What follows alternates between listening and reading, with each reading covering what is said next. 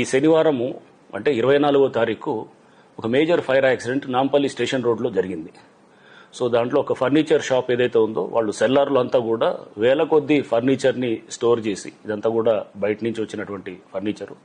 ఆ ఫర్నిచర్ని అంతా కూడా వేల కొద్దీ కుర్చీలు ఇతర సామాగ్రి అంతా కూడా సెల్లార్స్లో వాళ్ళంతా డంప్ చేసి అక్కడ ఎవరైతే గనక దాంట్లో రెసిడెంట్గా అంటే అక్కడ పనిచేసే వాళ్ళు కూడా దాంట్లో కొంతమంది అక్కడ ఎవరైతే నివాసంగా ఉండేవాళ్ళు అక్కడ ఫైర్ యాక్సిడెంట్ జరగటం, ఆ ఫైర్ యాక్సిడెంట్ తోటి మొత్తం వాళ్ళకి బయటకు వచ్చే పరిస్థితి లేకుండా మొత్తం కూడా ఈ ఎవరైతే లోపల ఉన్నటువంటి వాళ్ళు దాదాపు 5గురు చనిపోవటం కూడా మనం చూసాం. సో ఇది చాలా దురదృష్టకరం, చాలా బాధాకరమైన విషయం. సో దీంట్లో ఎందుకంటే వీళ్ళు అక్కడ ఆ బిల్డింగ్ ఎవరైతే ఉన్నదో ఆ ఓనర్ అతను మొత్తం పూర్తిగా అన్ని ఫైర్ సేఫ్టీ నార్మ్స్ కి వైలేట్ చేస్తూ అక్కడ ఇన్ఫ్లేమబుల్ మెటీరియల్ అంటే వెంటనే అది మనకి మంటలు వ్యాప్తి చేయడానికి ఉన్న మెటీరియల్ అంతా కూడా అక్కడ డంప్ చేయటం, అక్కడ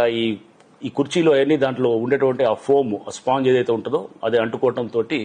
ఆ ఫైర్ కంట్రోల్ చేయడం కూడా చాలా కష్టతరమైంది. ఫైర్ డిపార్ట్మెంట్ వాళ్ళు, పోలీసు, హైడ్రా ఇట్లా ఎంతమంది అందరూ, రెవెన్యూ డిపార్ట్మెంటు, జిహెచ్ఎంసీ అందరూ కూడా దీంట్లో భాగస్వాములై ట్రై చేశారు కానీ బట్ దాంట్లో మనం దురదృష్టవశాత్తు 5గురు చనిపోవటం కూడా జరిగింది. ఈ నేపథ్యంలో ఇప్పుడు హైడ్రా అండ్ అట్లానే GHMC and fire department, electricity department, ఇంకా ఇట్లా అందరూ కూడా ఇంకా రెవెన్యూ డిపార్ట్మెంటు అందరం కూడా దీంట్లో ఈ ఇన్సిడెంట్ దీని మీద మేము వెంటనే ఈ ఆడిట్ ని చేయాలని చెప్పి నిర్ణయించుకోవడం జరిగింది. ఫీల్డ్ చెక్స్ చేస్తూ ఎవరైతే గనక ఈ ఫైర్ సేఫ్టీ నార్మ్స్ కి విరుద్ధంగా పెద్ద ఎత్తున కూడా ఇన్ఫ్లేమబుల్ మెటీరియల్ డంప్ చేస్తున్నారో, డంప్ చేసి దాని ద్వారా రేపు ఏంటంటే ఎండేంజరింగ్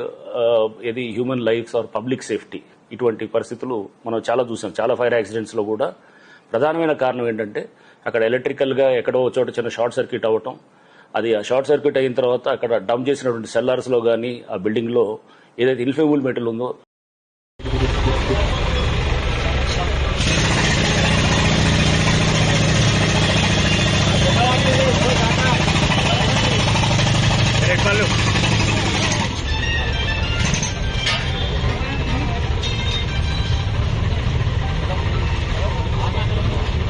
भाई